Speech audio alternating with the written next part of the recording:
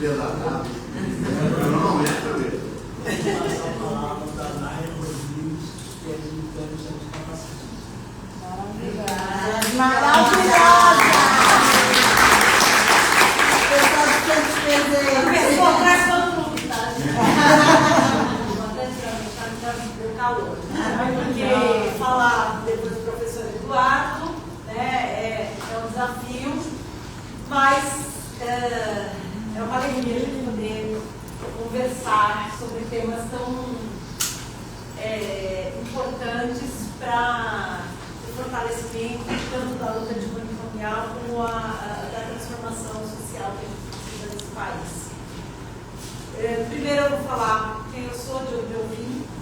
Meu nome é Naira, eu sou uma mulher cega, tenho pele branca, cabelos castanhos claros abaixo dos ombros.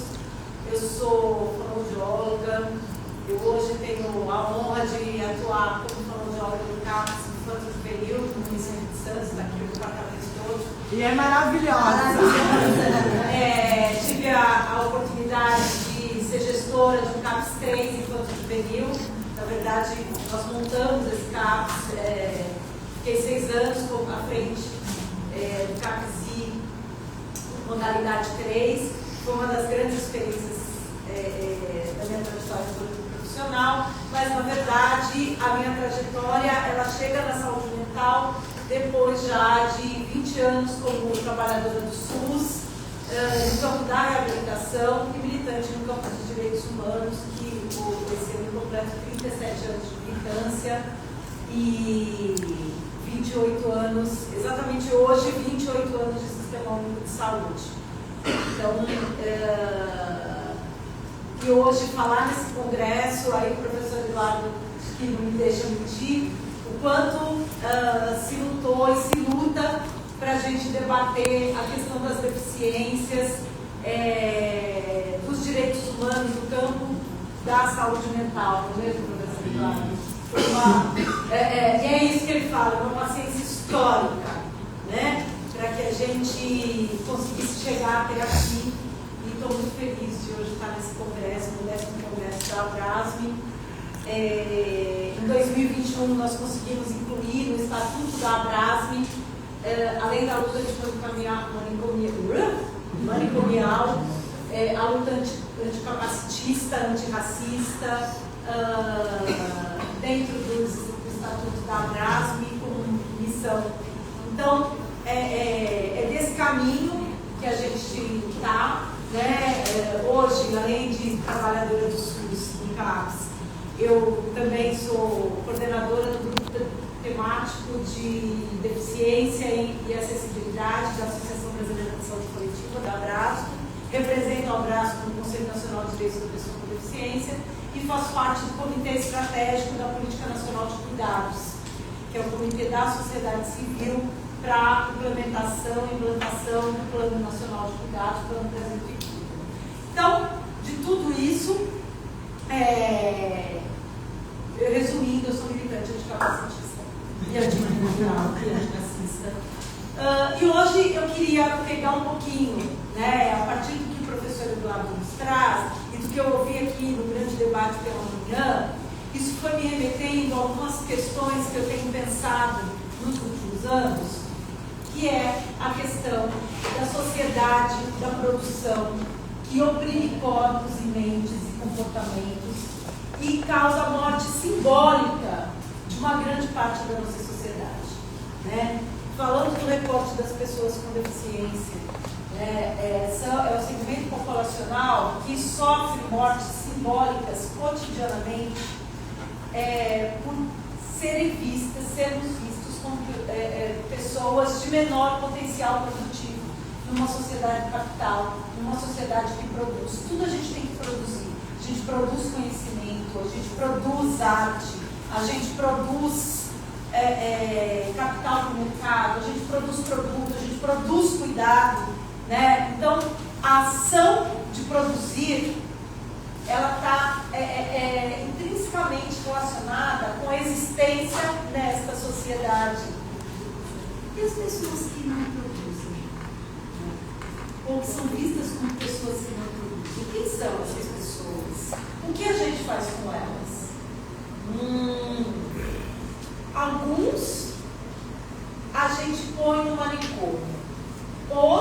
são os perigosos, a gente põe nos manicômios judiciários. Outros a gente vai pôr nos hospitais dos leprosários. Outros a gente vai pôr nas escolas especiais. Que pobrezinhos, eles precisam ser tratados de maneira especial. Então eles precisam estar ali. E aqueles adolescentes que não conseguem se comportar, né, que roubam, que são cortados pelo tráfico. Quanto a gente põe?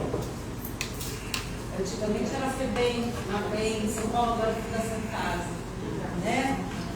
E grande parte dessas pessoas são pessoas pobres, negras, filhos de mulheres sozinhas, que cuidam de famílias inteiras, né? Então a gente está falando de uma sociedade que joga para fora todo mundo que não quer. E aí eu fui lembrando de alguns livros que eu fui lendo no último ano. Em 2023, 2024, eu estive como diretora de Direitos da Pessoa com Deficiência no Ministério de Direitos Humanos e Cidadania. Coordenei um grupo de trabalho sobre avaliação psicossocial unificada da deficiência, e ao sair do governo no final em dezembro de 2024, eu fiquei em 2025 mais quietinha, né, procurando me reencontrar depois do... eu não sei se tem alguém aqui que já trabalha em Brasília, mas a gente sai do moedor de gente, né, quando a gente sai de Brasília, que lá é máquina de moer gente. Aí quando você sai, a gente vai se... né, tentando se remontar, e aí eu fiquei um ano mais quietinha e fiz algumas leituras que estavam lá pendentes. Uma delas foi o livro da Ana Maria Gonçalves, O Defeito de Cor, e dentro dessa história, desse livro, tem uma passagem de quando elas são as irmãs, né, são irmãs gêmeas, a família é sequestrada na África e trazida para o Brasil, onde a menina fala que as pessoas trazidas, sequestradas na África, né, as sequestradas eram colocadas em galpões, e ali os compradores de negros entravam e precisavam ver as habilidades daquelas pessoas. E era uma criança, já tinha visto quando ela chegou, pessoas velhas, pessoas com deficiência, ou que não tinham uma perna, ou que eram meio loucos, lá jogados, envelhecendo dentro daqueles galpões, porque ninguém queria comprar. Então ela usou todas as habilidades, graciosa, para poder ser comprada logo, para não ter que ficar com aquelas pessoas. E várias passagens do livro, ela vai contando daquelas pessoas mutiladas por castigos, ou envelhecidas, que já estavam velhas para o trabalho. Aquelas pessoas eram alforriadas pelos seus donos, e elas iam para onde? Para as ruas. Provavelmente as primeiras pessoas a viverem nas ruas no Brasil foram os negros sequestrados em África, que tinham algum tipo de deficiência ou que eram velhos. Só para a gente entender que a gente não está falando de uma coisa separada da outra.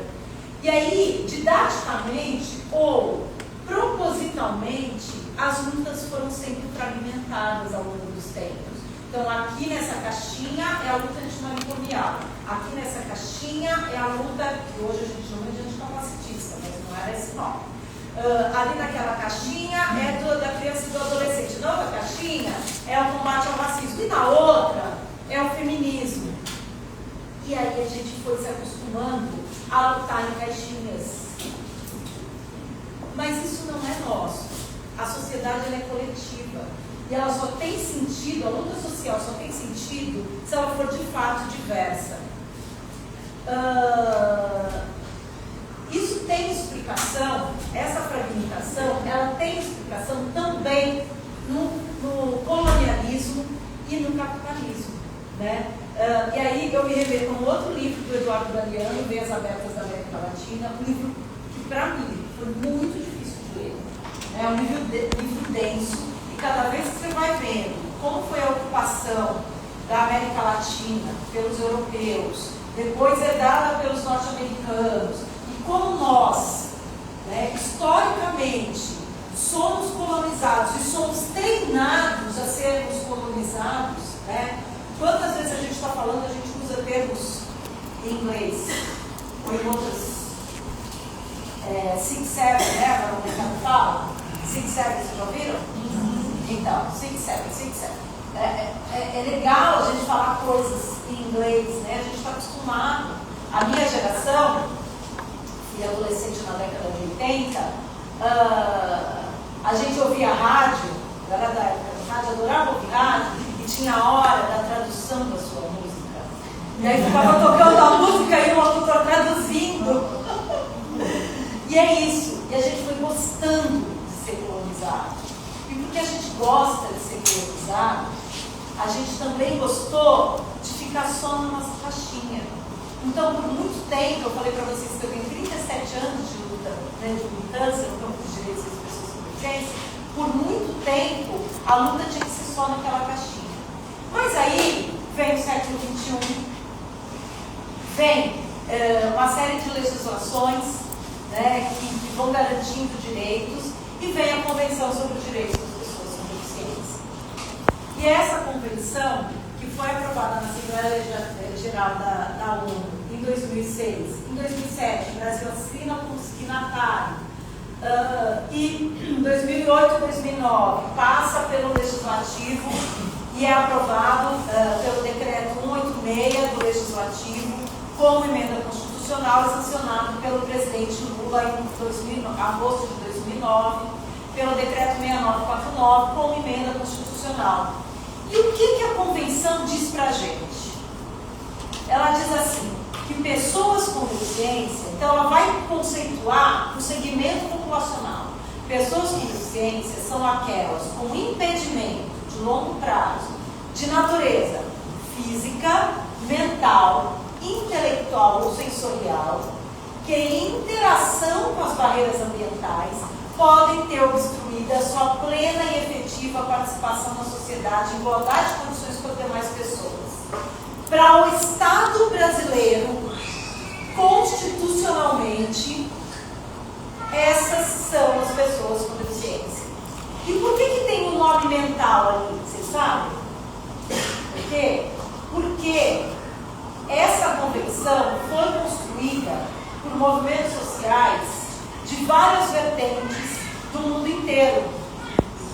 E houve uma grande participação do movimento internacional de sobreviventes da psiquiatria. Por isso que está aumentado.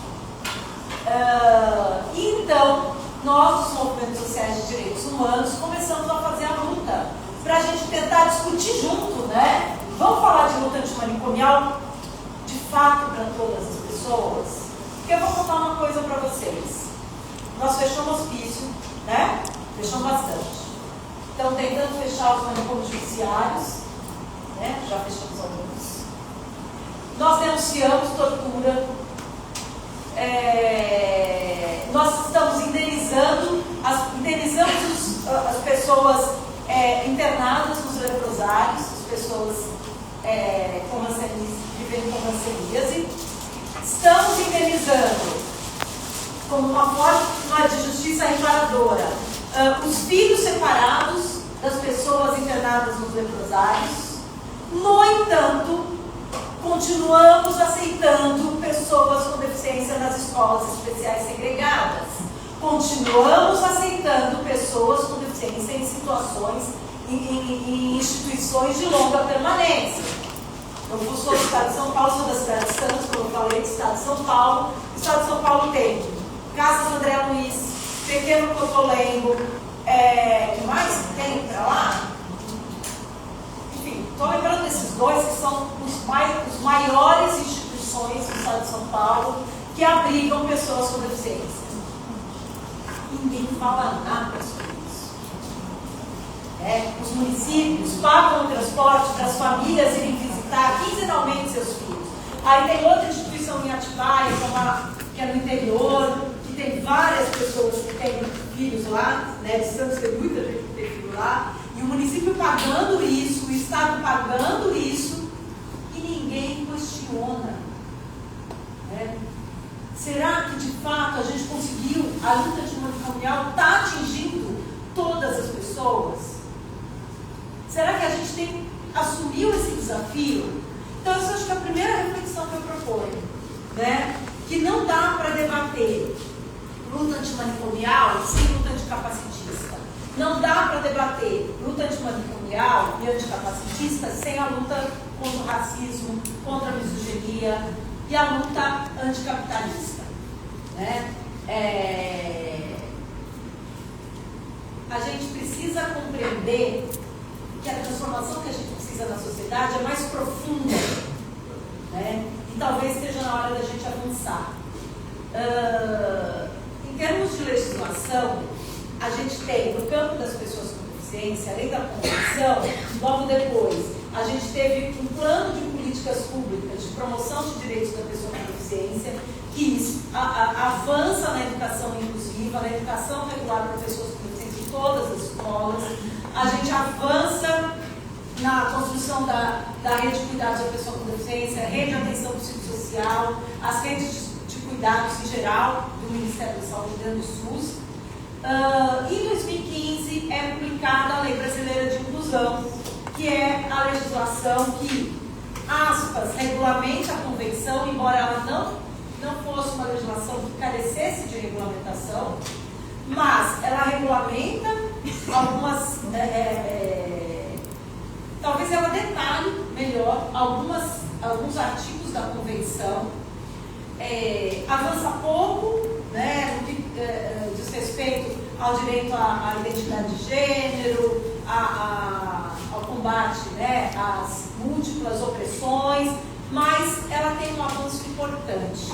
No parágrafo 2º do artigo 1º, ela diz lá que a avaliação das pessoas com deficiência, quando necessária, precisa ser biopsicossocial, feita por equipe multidisciplinar, multiprofissional, interdisciplinar, que deve levar em conta 4 aspectos. Primeiro, impedimento de estruturas e funções do corpo. Segundo, aspectos ambientais, sociais, ambientais, psicológicos e individuais. Terceiro, desempenho de atividades. Quarto, restrição na participação social. Somente esses 4 aspectos, combinados entre si, vão dizer pra gente como é aquela experiência de deficiência que aquele sujeito vive. Horas, o que ela diz? Sabe o diagnóstico? Sabe o CID? Né? Todo mundo tem um laudo. Quem que tem laudo, gente? Para chamar de seu. Eu tenho laudo. Né? Porque todos nós, né, Edivaldo, temos um laudo. A gente anda com laudo para todos os nossos direitos. O laudo, sabe o que ele vai dizer de mim? H54.0. É isso. Cegueira total bilateral. É isso. Isso define quem eu sou? Não. Acho que não. Né? Mas a interação do meu corpo com este impedimento, isso é o meu impedimento corporal, a interação do meu corpo com esse impedimento, com as barreiras ambientais, aí sim pode gerar situações, experiências de vida tais que configuram a minha deficiência.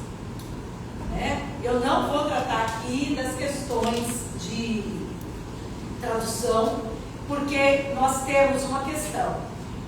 A língua portuguesa não é uma língua oficial das Nações Unidas.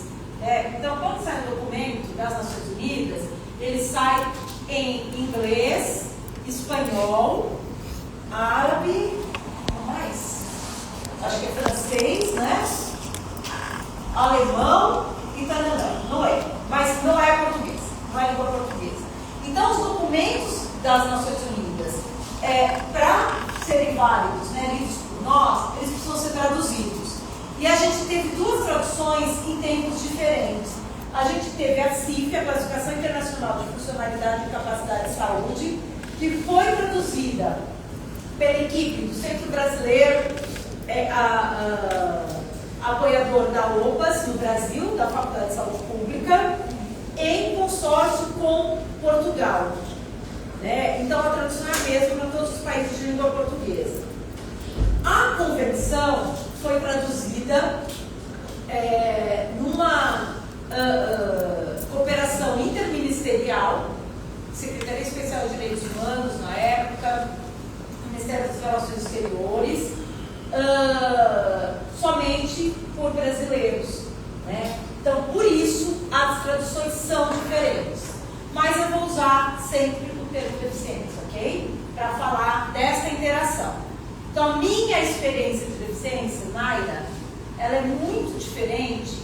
Eu sou uma mulher branca, sou uma mulher de classe média, que vivo na região sudeste, numa cidade litorânea, que tive acesso à educação, ao trabalho, tem casa, comida, né? Água, luz, não vivo num território violento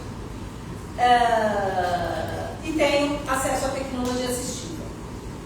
Agora, vocês acham que uma mulher negra que mora numa palafita ou que mora no arquipélago do Marajó, né, no norte do país, que tem que pegar barco, que não teve escola, que não tem acesso ao trabalho, a experiência de deficiência é a mesma? Não é. Né? E não é porque eu sou mais H54.0 do que ela. Manja, é porque nós temos o mesmo H54.0. Só que tem questões muito diferentes que nos atravessam. Então vocês entendem que não dá para falar, se eu vou combater o racismo, eu tenho que combater o racismo também no campo das deficiências, da luta anticapacitista, da luta antimanicomial. E se eu vou falar de luta anticapacitista, eu também tenho que falar de combate ao racismo. Não dá para separar mais a gente, porque a gente é um só, né? A opressão, o que muda é a opressão do meu corpo e a opressão do teu corpo, do outro, né? Então, eu acho que nesse momento que a gente tem uma mesa que fala de resistência, política de Estado, para inclusão social, a gente tem que falar da virada de chave que a gente precisa fazer para olhar para o campo da deficiência e das nossas lutas. Edivaldo, eu estou com a agora, não? Não, eu não estou com tempo?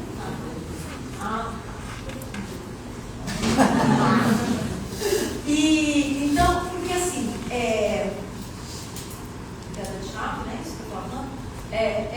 Quando o Estado brasileiro olha os nossos corpos a partir dos nossos impedimentos, sejam eles de natureza física, mental, intelectual, sensorial. E lembra, quando eu estou falando do mental, eu estou falando do povo da luta antimanicomial, do que a gente chama de usuário, né? Eu lembro que em 2018 eu estive no encontro da Rede Latino-Americana de Direitos Humanos e Saúde Mental, no Uruguai, e aí eu fiz uma fala no final, na plenária, e eu dizia lá naquele dia que a gente também tem que romper com esse estigma de que a gente tem, de um lado, trabalhadores e de outro, usuários, né? Como se os usuários fossem aqueles caras que vão lá, usam o serviço do trabalhador e vão embora, né? O usuário é o sujeito que carrega no seu corpo a própria luta. Então, assim, então como que a gente vai chamar as pessoas de pessoas? Eu dizia naquele dia. Porque essas pessoas que usam os serviços são os próprios sujeitos. Eles precisam, nós precisamos, eu sou trabalhadora do serviço, mas esse sujeito que atende, que está ali na minha frente, ele é o protagonista. O poder tem que ser dele, daquela pessoa. Então, quando a gente fala usuário, eu ponho muitas aspas, sabe? Porque a gente está falando de gente, de pessoas protagonistas, dos sujeitos do direito, né? E não dos objetos do meu estudo.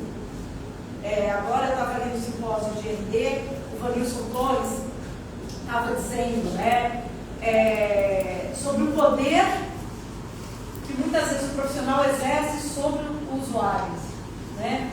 Quanto poder a gente tem, nós somos os protagonistas como trabalhadores, né? A gente precisa olhar para o outro enquanto sujeito mesmo, né? Então, quando eu falo mental, eu estou falando desses sujeitos, dessas pessoas, né, que estão no serviço de saúde mental. Então, quando a gente pensa nesses impedimentos, né, de quaisquer naturezas, a gente precisa pensar em corpos que sofrem opressão. E eu não posso, o Estado tem que olhar essas pessoas, tem que nos olhar, né, e quando eu falo olhar, é nessa mirada para construir política pública de fato estruturante, para produzir políticas, construir políticas públicas, políticas de Estado, que de fato rompam com as barreiras, eliminem barreiras, né? Quando eu estava trabalhando no Ministério, a gente fez um levantamento entre 2014 e 2024, 2023, desculpa, foi 2023, eu acho, esse levantamento. O Estado brasileiro, né, por meio do seu do Executivo Federal, investiu 4 vezes mais em isenção de impostos para compra de veículos por pessoas com deficiência do que investiu em concessão de órtese e prótese, meios auxiliares de locomoção, do SUS. Por que o Estado brasileiro fez isso? Vocês sabem? Porque a gente faz política pública para a classe média, né? A gente não faz política pública para toda a sociedade, porque a gente só olha diagnóstico, que a gente só olha o impedimento. Então essa virada de chave é a virada do olhar. Eu tenho que olhar para cada um aqui como um sujeito inteiro, né? E eu tenho que focalizar a política pública para eliminar a barreira, para que cada um de nós, cada uma de nós, tenhamos o direito de existir no mundo só porque somos humanos, não porque temos diagnóstico. Para o Edivaldo vir aqui, porque ele é um Edivaldo, que tem um papel relevante na comunidade dele, no coletivo que ele está. Para a Nayra vir aqui, porque eu tenho história, não porque eu sou a ceguinha do movimento social que enche o saco da luta antimanicomial para a gente ter, né, falar desse tema. A gente precisa existir inteiro na sociedade, né? E aí, para a gente existir inteiro, a gente precisa avaliar a deficiência a partir da interação com as barreiras ambientais, da opressão dos nossos corpos e mentes, né? Não é à toa que a gente vive uma epidemia de autismo. É transtorno do espectro do autismo, é TDAH, é TOD, que mais? É tudo os T, né? Transtorno disso, transtorno daquilo. A educação produz essa epidemia para a saúde resolver. E aí quando você vai ver aquele menino de 12, 13, 14 anos, que tem um monte de T na vida, ele é analfabeto. Não tem casa para morar.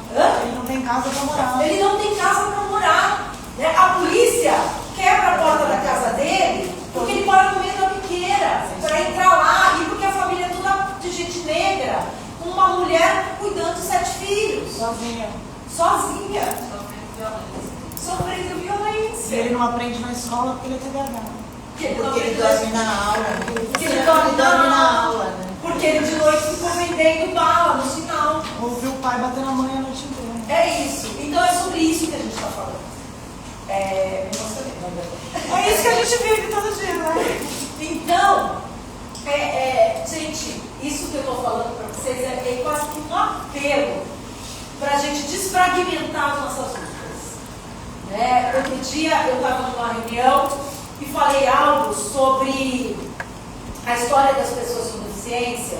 E assim, a gente tem, né, quando a gente fala de ancestralidade, a gente fala de quem veio antes, a história das pessoas com deficiência é uma história de corpos oprimidos, de corpos exterminados, Então, na Grécia Antiga, existia o extermínio dos corpos, né?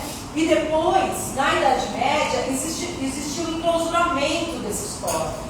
As pessoas cegas ou eram vistas como bruxas, e muitas foram queimadas na Inquisição, né? Ou eles eram colocados totalmente segregados. Então a gente tem história de opressão. E quando eu falava sobre isso, e falava que pessoas com deficiência, de maneira geral, não conseguem sobreviver nos territórios, na área rural, nos territórios indígenas, no território quilombola, nós temos no Brasil um grande movimento chamado Acessível Indígena, que é de pessoas com deficiência indígenas que não puderam ficar nas suas comunidades. Porque as escolas, agora, de 2024 e 2025, nós tivemos um avanço, inclusive, na instalação de salas de atendimento educacional especializado nas escolas quilombolas e nas escolas indígenas. Né? Mas isso é muito recente. De maneira geral, as pessoas têm que sair das suas comunidades. E aí eu fui, tomei de pau. Porque parece que a gente estava falando contrário à luta dos povos originários. E não é. Não é. Né? A gente tem que ter direito de ficar no nosso território. Todos nós temos, inclusive as pessoas com deficiência. Né? Então, assim, quando a gente olha, né, para todas as lutas, e hoje eu fiquei muito feliz, muito feliz. No grande debate nós tínhamos intérprete de Libras, né? Paulo Amarante começa todos os debates, todas as falas dele, se autodescrevendo. Em todas as falas, a gente viu lá a luta anticapacitista, pessoas com deficiência incluídas nas vírgulas. Há pouquíssimo tempo atrás, nós éramos os entre outros, os etc.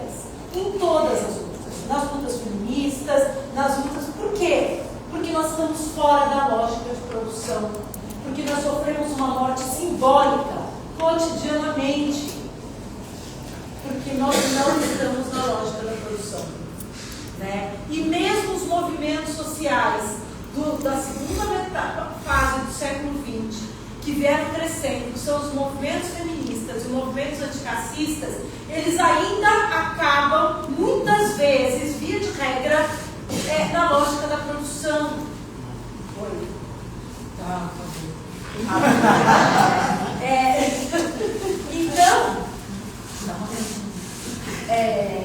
então, gente, o que eu estou dizendo é que a gente precisa desfragmentar. Né? Eu, como uma mulher branca, eu faço a luta de combate ao racismo. Faço. Não sou uma mulher negra, mas eu faço. Eu entendo que combater o racismo é obrigação, principalmente de pessoas como eu, que sou uma mulher branca, descendentes de europeus, e os meus antepassados foram os que exterminaram os povos originários e as pessoas negras que foram escravizadas na África. Eu tenho obrigação de combater o racismo. Né? E eu espero que, de fato, as pessoas também combatam o capacitismo, não falando assim, senta aqui, ó, bonitinho, tá? Fica aqui que eu vou lá pegar um docinho pra você na festa. Né? Vem aqui que eu vou, pode deixar que eu cuido de você, deixa ele aqui comigo. É melhor ele ir para uma escola especial, que lá eles vão cuidar melhor. Né? É isso. E o que a gente tem visto muito dentro do CAPS são adolescentes com autismo que vivem há anos em instituições segregadas, não vão para a escola regular, estão em instituições segregadas, ficam na fila do tal do serviço que vai ensinar o ABA, que vai ensinar ele a se padronizar, entrar na forma, né? E aí eles estão em crise. Eu recebi essa semana, gente, um caso muito louco. Estou há 10 anos na saúde mental, fiquei 20 quase na reabilitação, foi a primeira vez que eu vi isso. Um menino, eu diagnóstico de autismo, menino enorme, tem 12 anos, mas tem 1,80 m. Ele tentou suicídio, com 12 anos. Ele pegou uma faca na escola especial, aí entrou na cozinha, pegou a faca, tentou bater a cabeça na parede, saiu correndo, tentou se jogar embaixo do VLT, foi um caos. E aí eu fui conversar com ele falou assim, tia, vou te falar por que eu quero morrer. Primeiro, o meu pai não paga a pensão para minha mãe. E ela fica muito triste. Segundo, na outra escola que eu estava, fizeram assim, deram o. Como é que fala isso aqui? Mata-leão em mim. E hoje eu não confio em nenhuma escola. A bomba atômica. A bomba atômica está aí, tudo vai acabar. E a mudança climática. Aí quando ele estava saindo, ele falou, e também tem outra coisa. Quando eu era bem pequeno, a minha mãe não sabia que eu falava sozinho, e aí ela me batia. Ele tem 12 anos, é autista, usa fralda ainda, porque a escola não deixa eu tirar fralda, como ele faz esse Natal. Vocês acham mesmo que esse menino é desprovido de competência cognitiva? Que ele não poderia aprender nada? Ele está tendo um sofrimento adicional porque ele está vendo o mundo acabar. Assim como quase 80% dos adolescentes que a gente atende em CAPS. Eles não têm perspectiva de futuro. E o menino desse, que está numa escola especial, segregada, tem menos perspectiva de futuro do que os outros adolescentes.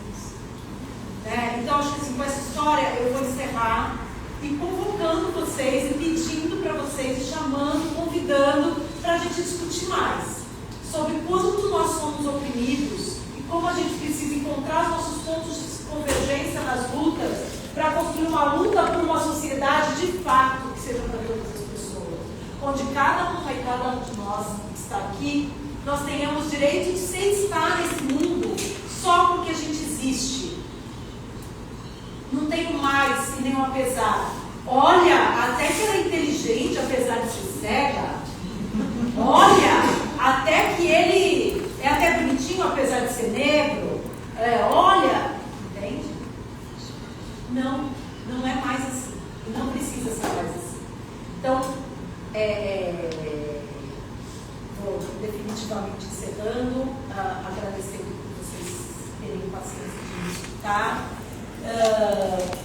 Me colocando totalmente à disposição, tenho certeza, colocando a Rede de Santos. Nós temos 5 CAPs adultos, CAPs 3. Nós temos 3 CAPs infantis, temos uma modalidade 3. Temos um CAPs álcool e droga. E temos 5 agora residenciais, inclusive, terapêuticos. 3 ainda estamos abrindo. 3 residenciais terapêuticos, mas ainda não tem unidade de acolhimento. Vamos ter. E temos uma sessão de reabilitação profissional que nós estamos reconstruindo tudo. E agora todos os CAPs têm o conselho local. E temos o conselho local em todos os CAPs. Então, sejam todos muito bem-vindas e bem-vindos a Santos.